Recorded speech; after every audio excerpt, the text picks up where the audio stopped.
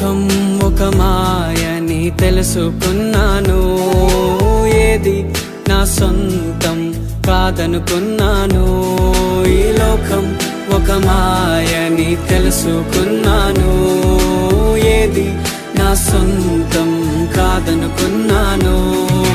తప్పిపోయిన కుమారుని నేనైతే, నా కొరకై నిరీక్షించే తండ్రి నాయ